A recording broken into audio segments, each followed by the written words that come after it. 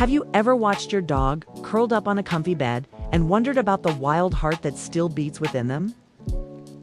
Today, we're journeying back in time, long before kibble and squeaky toys, to explore the most fundamental force that shaped the dog's ancestor, the brutal reality of eat or starve for the ancient wolf. The ancestor of every dog breed we know and love, life was a constant, relentless hunt.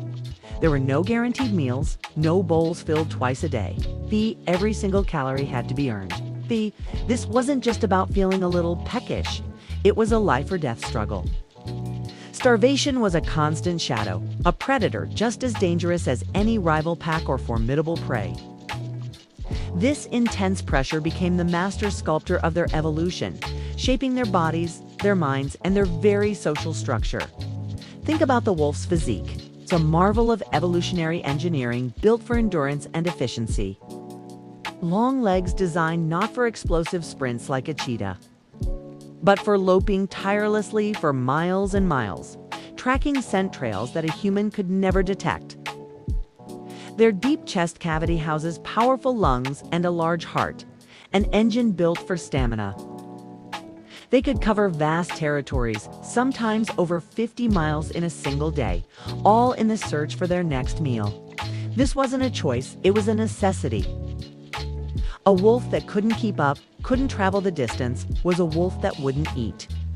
And a wolf that didn't eat, didn't survive to pass on its genes. This eat or starve pressure also forged their incredible senses. A dog's sense of smell is legendary, estimated to be anywhere from 10,000 to 100,000 times more acute than our own. Imagine being able to detect a single drop of scent in an Olympic-sized swimming pool. For a wolf, this wasn't a party trick. It was the difference between finding a distant carcass and starving. Their hearing is equally impressive, capable of detecting frequencies far beyond the range of human ears and pinpointing the subtle rustle of prey hidden in the undergrowth. Their eyes, adapted for low light, allowed them to hunt effectively at dawn and dusk, the prime time for many of their prey animals. Every sense was sharpened to a razor's edge by the unforgiving need to find food. But perhaps the most profound impact of this evolutionary pressure was on their social behavior. Wolves are famous for their packs, and this wasn't just for companionship. The pack is a highly sophisticated cooperative hunting machine.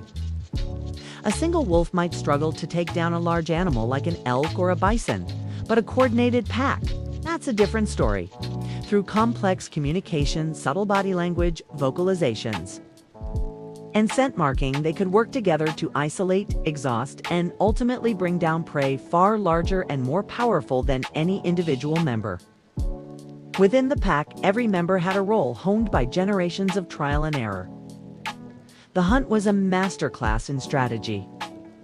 Some wolves might drive the prey towards an ambush, where others lay in wait. They learned to use the terrain to their advantage, cornering animals against cliffs or rivers. This level of cooperation required intelligence, communication, and a deep-seated social bond. Trust within the pack was paramount. A wolf that couldn't cooperate, that couldn't read the social cues of its packmates, was not just a social outcast. It was a liability that jeopardized the entire group's chance of a meal. Survival of the fittest meant survival of the most cooperative. The aftermath of a successful hunt was just as crucial. The concept of gorge and fast became a cornerstone of their physiology. When a kill was made, a wolf might consume up to 20 pounds of meat in a single sitting. Their bodies evolved to handle these massive meals, storing the energy as fat to sustain them through the inevitable lean times that would follow. It might be days or even a week before their next successful hunt. This feast or famine cycle is a direct adaptation to the unpredictability of life in the wild. A wolf that couldn't efficiently store energy from a big meal wouldn't survive the long, hungry stretches in between.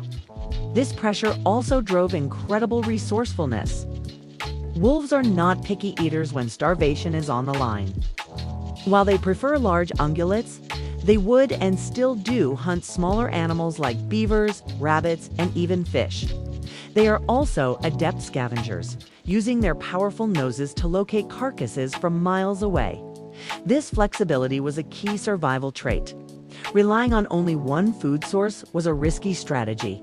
By being opportunistic, wolves could adapt to changing seasons and prey availability. No potential calorie source could be ignored. If it was edible, it was on the menu. So, how does this ancient story connect to the dog sleeping on your couch? The legacy of eat or starve is written all over them. When your dog begs for table scraps with those irresistible puppy dog eyes, they're channeling an ancient instinct to not waste any potential food source. When they get a sudden burst of energy and race around the yard, that's a flicker of the endurance needed for the long hunt. When they bury a bone or a favorite toy in the backyard, they're mimicking the catching behavior of their ancestors, saving a valuable resource for a leaner time. Even their social behavior towards us is rooted in this history. The process of domestication likely began when less fearful wolves started scavenging around human settlements. For them, our trash heaps were a reliable food source, a buffer against starvation. This created a new evolutionary path. The wolves that were best able to tolerate human presence, that could read our cues and cooperate with us, were the ones that thrived. We essentially replaced the wolf pack.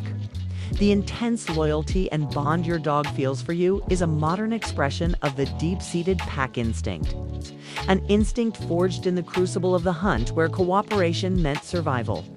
Look at the way your dog plays. Chasing a ball is practicing a pursuit. A game of tug of war is a cooperative effort to take down prey. Even their food possessiveness, the way they might guard their bowl, is a faint echo of a time when protecting a hard-won meal was a matter of life and death. Modern dog breeds, from the tiniest Chihuahua to the most massive Great Dane, all carry this genetic memory. We've bred them for different shapes, sizes, and tasks. But we coo and erase the fundamental blueprint that was laid down over thousands of years of struggling for survival.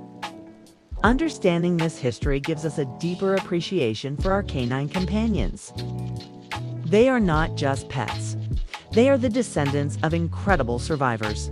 Their quirks, their instincts, and their unwavering loyalty are all part of a grand evolutionary story. A story that began with the simple, brutal, and powerful truth of the wild: eat or starve. The next time you fill your dog's bowl, take a moment to appreciate the journey. That simple act of providing a meal is a modern answer to an ancient, desperate question. It's a testament to the incredible bond that bridges the gap between their wild past and their place in our homes and hearts. Thanks for watching. And don't forget to like and subscribe to Canine Secrets for more deep dives into the fascinating world of dogs.